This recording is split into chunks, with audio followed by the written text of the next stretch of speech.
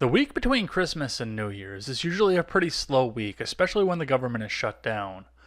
The Democrats and even some of the Republicans in Congress continue to go on and tweet about how they're dissatisfied by the fact that the government is shut down. But for the most part, nothing's really happening. Most of Congress is at home. You'll have your occasional little news story or blurb here or there. Sometimes you'll get a big news story like the police officer that was killed in California by an illegal immigrant that is somehow ignored by the mainstream media. And sometimes a senator from Massachusetts gives you such a golden egg that you can't choose to ignore it, and you actually thank the senator for it because you didn't think you would have anything else to talk about during the week.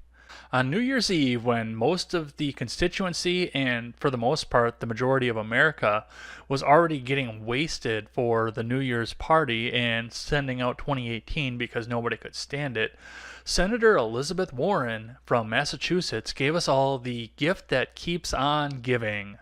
During a press conference in Cambridge, Massachusetts, Warren made a 4-minute speech in which she announced the fact that she was indeed planning on taking the first steps towards running for president, even though she told us outright that she was not planning on doing so before and after her failed DNA test stunt over this past fall.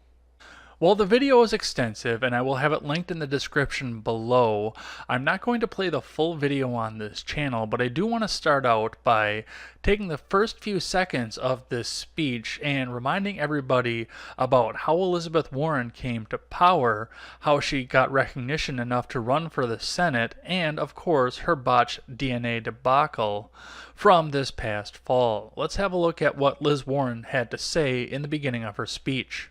In our country, if you work hard and play by the rules, you ought to be able to take care of yourself and the people you love. That's a fundamental promise of America. A promise that should be true for everyone.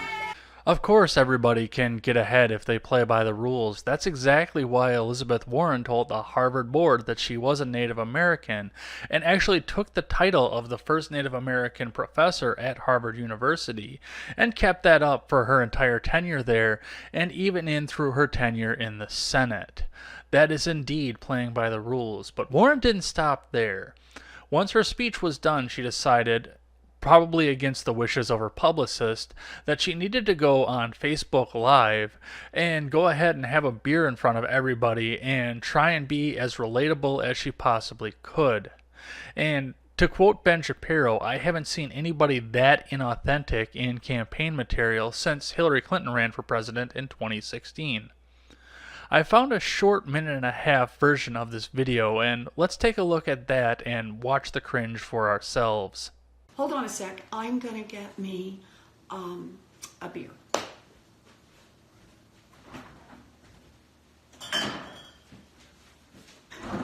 Hey, Robert, my husband Bruce is now in here. You want a beer? No, I'll pass on the beer for now. You sure? Thank Come over and say hello to folks. Yes. So, Hey. this is my sweetie. Hello. And I'm there crazy. you are. I love you. I love you too. Thank you for being here. Pleasure. I'm glad you're here. Enjoy your beer. Who have we got here so far? Skylar, and 14 others. Hello, Denise. Hi. Fortnite. Good to see you. Who else have we got? Kenny, is that right? Kenny and the boys? Oh, glad to see you. Is that Greeny Goddess? Wow. That's a name I'd like to have. So, or as my mother always referred to me, the surprise. It's one of the things that we had to decide was when to do this. I never thought I was going to run for politics, any kind of elected office. So who else have we got here? Darth? It's good to see you, Darth. I'm glad you're here. That's what gets me in this fight. That's what makes me excited. So, here's to 2019 and changing the world. Happy New Year. Bye-bye.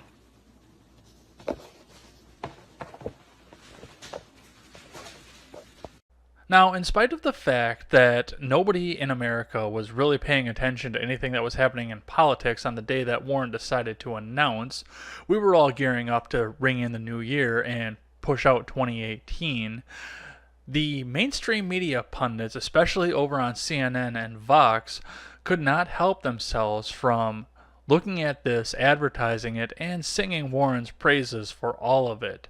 CNN was one of the first ones to come out there and tell us all that Warren was planning on seeking the Exploratory Committee for her presidency, even quoting her in the article.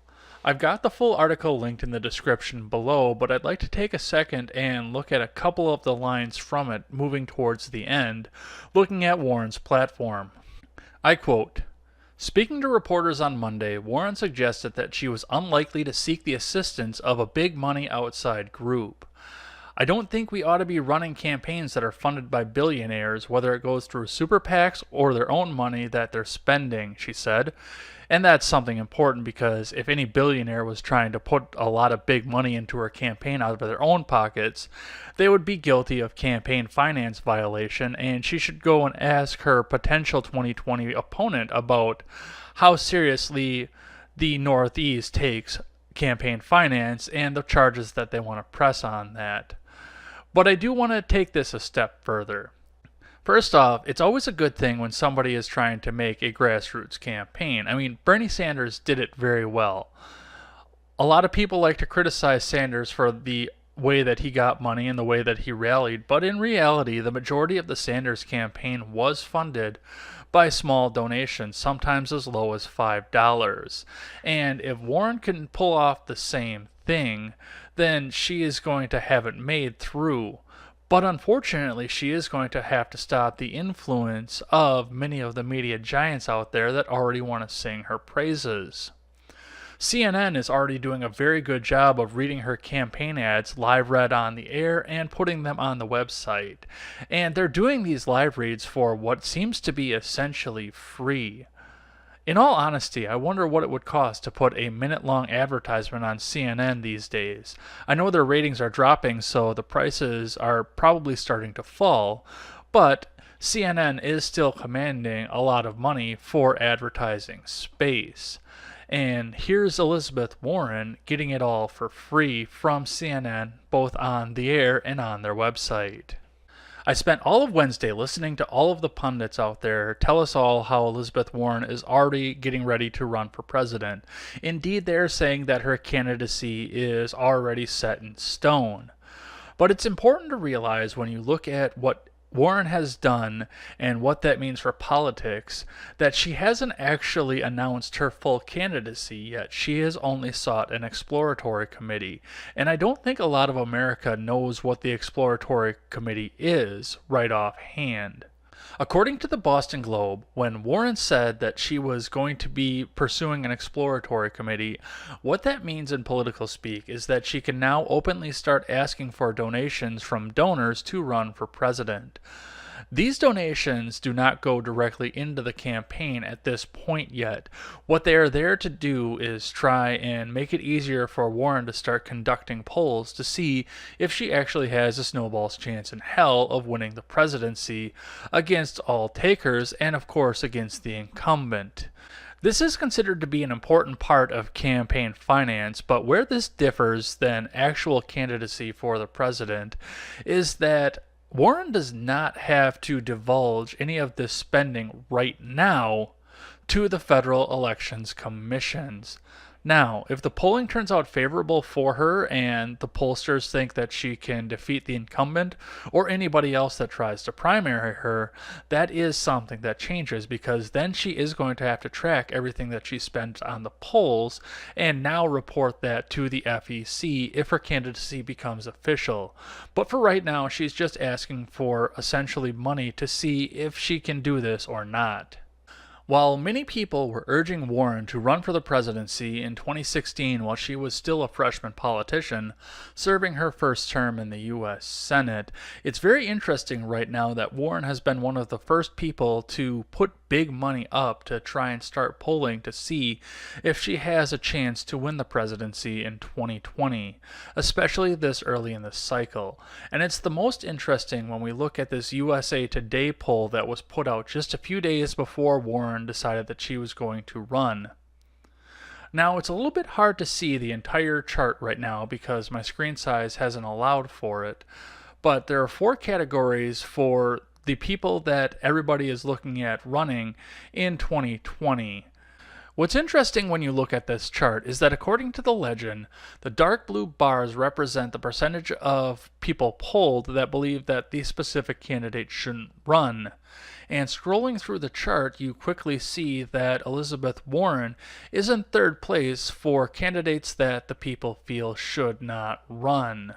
So even before Warren has put out big money to decide whether or not she should run against Trump or anybody else in the primary field, it does appear that the USA Today has put out a poll for no cost to Elizabeth Warren to show that she is actually rather unpopular among registered Democrats in the country as to whether or not she should be running for president. But of course, this is still very early in the presidential cycle.